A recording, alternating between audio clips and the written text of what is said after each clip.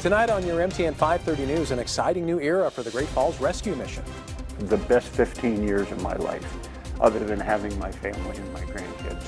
As the executive director prepares to retire, he knows the organization is in familiar and good hands. Plus, I'm Madeline Heath here at the state capitol, where the Fish and Wildlife Commission discussed goals and changes for the 2026 and 2027 hunting seasons. More updates on that coming up. And later, a chili challenge.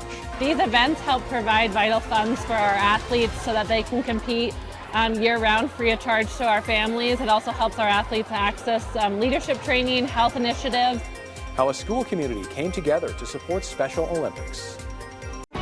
From Montana's news leader, this is the MTN 530 News. Good evening and thanks for trusting KRTV for your 530 News. I'm Tim McGonigal. First tonight, in the more than 60-year history of the Great Falls Rescue Mission, there have been a total of just 6 executive directors. But come spring, the 7th new leader will take over.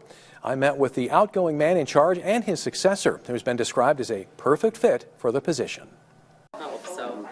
She has pretty much been raised at the rescue mission. Her family has been volunteering here for many, many years. When Jim McCormick announced his upcoming retirement as executive director at the Great Falls Rescue Mission, he says development director Carrie Matter was a perfect candidate to replace him. And then she worked here for a short period of time in the women's shelter as a life advisor. When the time came for me to step out of my role as development director, we were looking for someone, and through conversation we said we need to approach Carrie. In April, Matter will take over as the first female director in the organization's history, and quite possibly the youngest.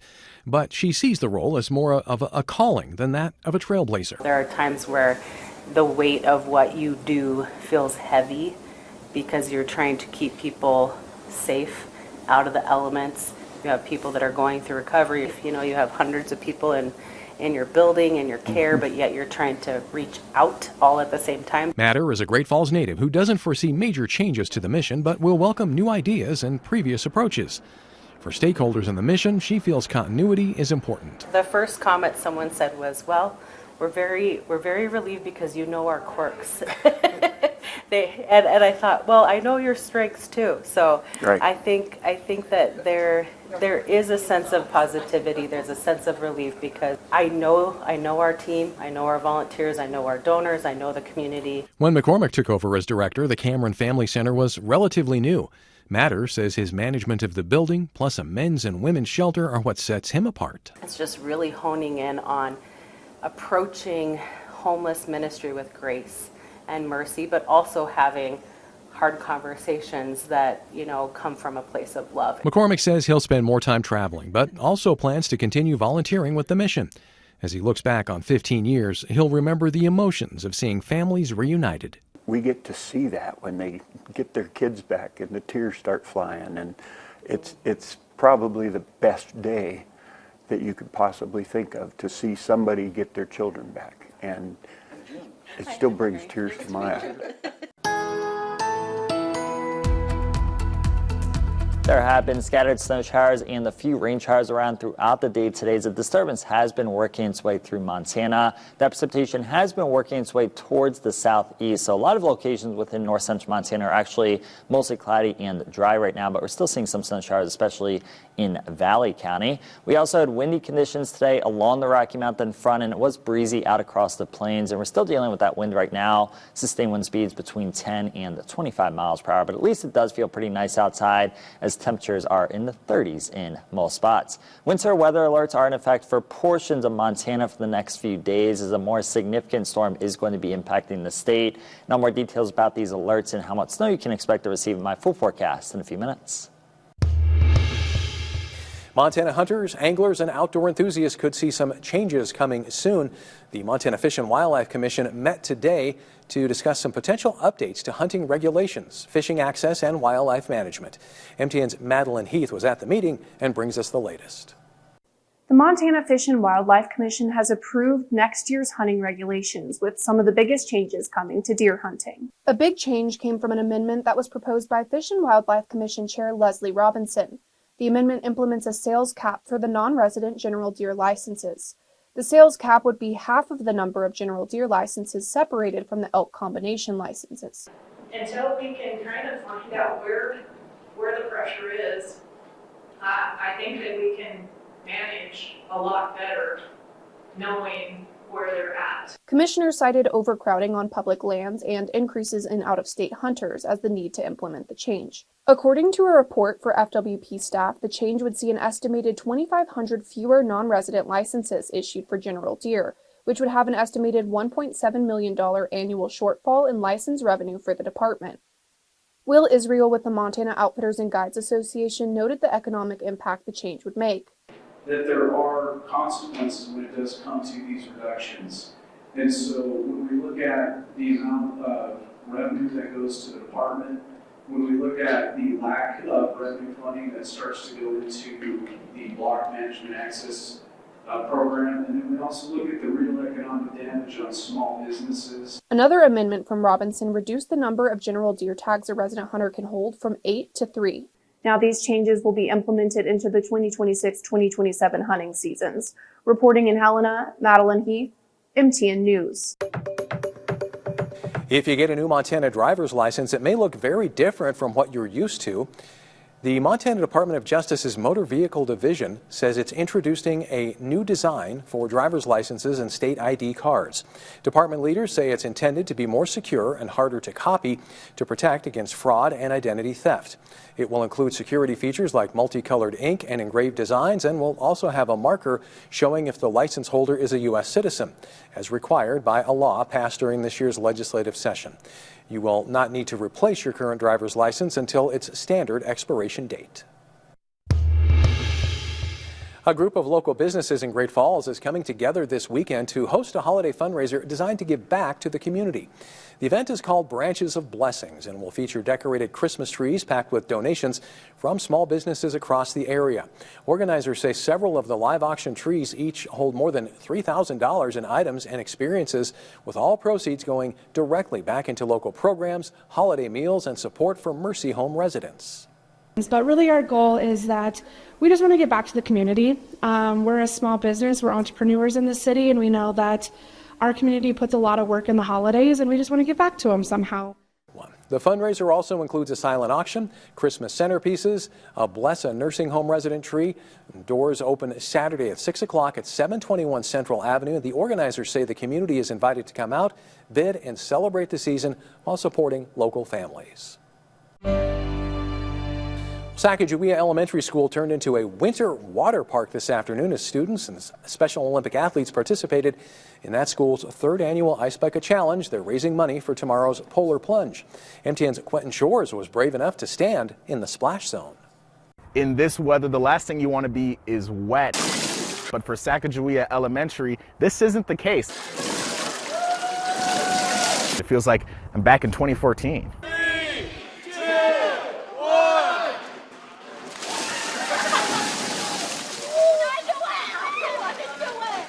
Through our Unified Champion Schools program, we host some of cool schools plunges like what's about to happen right behind me. Sacagawea Elementary just held their annual Cool Schools Plunge, where students who raised at least $100 were dunked with ice-cold water. Last year, they raised over $5,000, and this year, it's over $6,200. Actually, the top in the donors right now, we've raised the most money out of everybody in the challenge.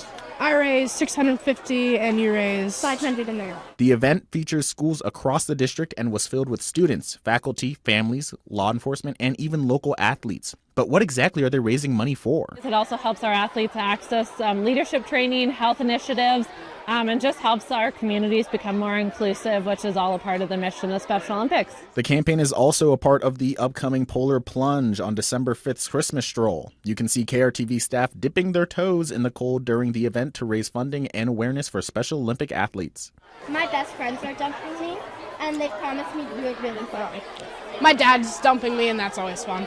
You can catch the KRTV channel surfers wearing Hawaiian shirts and taking the plunge in front of Gills Point S Tire and Auto on the corner of Central and 4th Street South on December 5th at 7 p.m. In Great Falls, Quentin Shores, MTN News.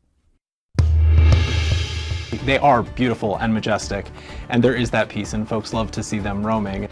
Coming up, possibilities for the feral horse herd near Miller Creek in western Montana. From Montana's news leader, you're watching the MTN 530 News. Welcome back. It's a story that gets a strong reaction in Missoula, but we're talking about it because Missoula County is talking about it, the Miller Creek horse herd. Earlier this month, the county created a group to explore possible options for managing that herd in what will be a community conversation. MTN's Jill Valley reports. They're a beloved sight in Missoula's Miller Creek area, the feral horses that roam from south of Lolo all the way up through Miller Creek. But Missoula County says there is an equine quandary. They are beautiful and majestic, and there is that piece, and folks love to see them roaming. And we have this real challenge around them too, where we have them in areas where it's not safe necessarily for them to be, both for the public, but also for the horses. Finding that balance between horses and humans is what Missoula County wants to do, with heavy input from the people who live with the herd. It really is the start of a conversation, and so that we can build that kind of history around them and that understanding for them, and then come up with a plan that allows us to address them in a way that is best, again, for both the horses and for the community. The conversation started after enough people contacted commissioners about issues related to the horses, namely safety concerns, horses in the road, conflicts with other animals. And what makes this a bit tricky is that these are not wild horses protected under federal law. Department of Livestock, we would consider those feral horses. Wild horses are protected under the BLM, the Bureau of Land Management, Wild Horse Bureau Act. It's a federal law. These horses are not classified under that. Some worry that even talking about this will bring bad results. To be clear, there is no predetermined outcome to these conversations. The first person that I talked to about this was just thoroughly convinced that it was like, oh, we're going to remove every one of the horses and there just won't be any horses. And I don't think that's what management necessarily means, is removal of everything. It's making sure that they're taken care of and the public's taken care of. So where did they come from? The most widely accepted origin story is they're descendants of rodeo stock that belonged to Oral Zumwalt, who had a 12,000-acre ranch in Miller Creek. Others believe they're descendants from a herd owned by the Salish Kootenai tribes. There are other estray or feral horse herds in Montana, but this one is very uniquely Missoula. And county leaders say it's going to take a very uniquely Missoula solution to manage them. Soon the county will meet with the Montana Department of Livestock, a livestock expert from Montana State University's Extension Office, members of the community, the Montana Highway Patrol, and the Sheriff's Office. So the goal is really to come up with something that gives all of us a little more space to work in, and something that is more holistic and meets the needs of the community, not just one or the other. Solutions could include residential fencing, designated corridors, or any other innovative approach. It's also unclear just how many horses roam the hills. The county recognizes, though, they are a cherished part of Missoula's character. Miller Creek is definitely one of the areas that continues to grow, and we're going to see more development there. And so the chances for those points of conflict are unfortunately only going to grow with that. And again, beautiful and majestic, and there's the need to protect the public and the horses, because otherwise we risk sacrificing one or the other, and no one wants to do that. In Missoula, Jill Valley, MTN News.